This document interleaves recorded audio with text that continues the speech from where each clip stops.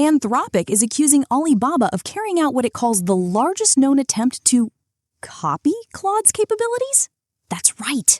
According to Anthropic, operators linked to Alibaba Group generated nearly 29 million conversations with Claude using thousands of fraudulent accounts over just a few weeks between April and June this year. The goal, Anthropic says, was something called model distillation, a technique where a smaller AI is trained by repeatedly studying the outputs of a more capable one.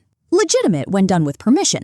Anthropic says this wasn't. And for our next story, OpenAI's newest model, GPT 5.6, won't be released to the public when it launches.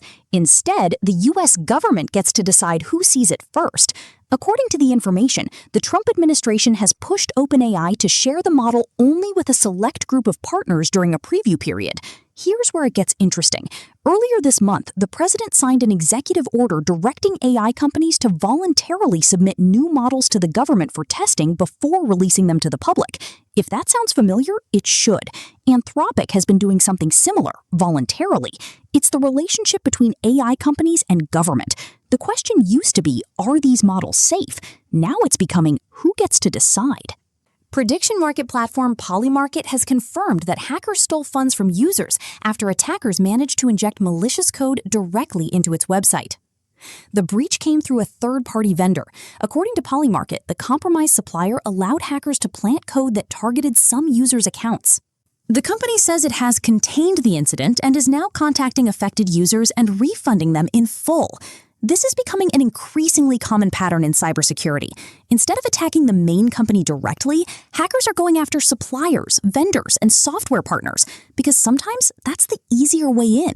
Samsung just made one of its biggest AI moves yet, and it has nothing to do with its phones. This one is about its workforce.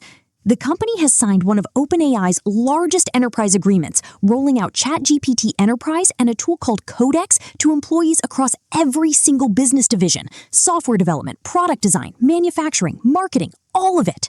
What makes this partnership interesting is that it goes both directions. Samsung already supplies the semiconductor technology that powers OpenAI's AI infrastructure. Now, Samsung's employees are using the software that runs on that same hardware. They're on both sides of the AI stack. And for our next story of the week, you probably know Midjourney as the AI that turns text prompts into images, so this next move might surprise you. The company has just announced a medical division, and its first product is a full-body ultrasound scanner. The company's also planning what it calls an AI spa, a wellness location where people can get scans alongside other health treatments. Here's the thing though, the scanner isn't really powered by AI yet. Instead, it uses advanced ultrasound hardware to collect incredibly detailed images. The story here isn't really about spas or scanners. It's about data. In AI, whoever builds the best dataset often has the biggest advantage, and medical data is among the hardest to collect. If you've been putting off buying a new Mac or iPad, it just got more expensive. Apple has raised prices across MacBooks, iPads, and most of its hardware lineup, some products by up to $400. The culprit is memory costs. AI companies are buying high-performance memory at such scale that it's tightening supply for everyone, including the chips inside consumer devices. iPhones haven't changed yet, but analysts say other brands are facing the same pressures. What's worth watching isn't Apple's price increase itself, it's whether competitors follow. If they do, buying new tech could become noticeably more expensive over the next year. While most AI companies are racing to build bigger models, one startup thinks the real problem is the computer itself.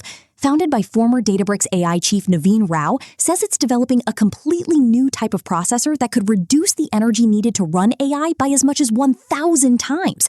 That sounds almost impossible. So what's different? Today's AI chips rely on billions of transistors, constantly switching between zeros and ones. Unconventional AI says its new architecture replaces much of that with oscillators, which it believes can perform AI calculations far more efficiently while using dramatically less power. There's an important catch, though. The current system only exists as a software simulation.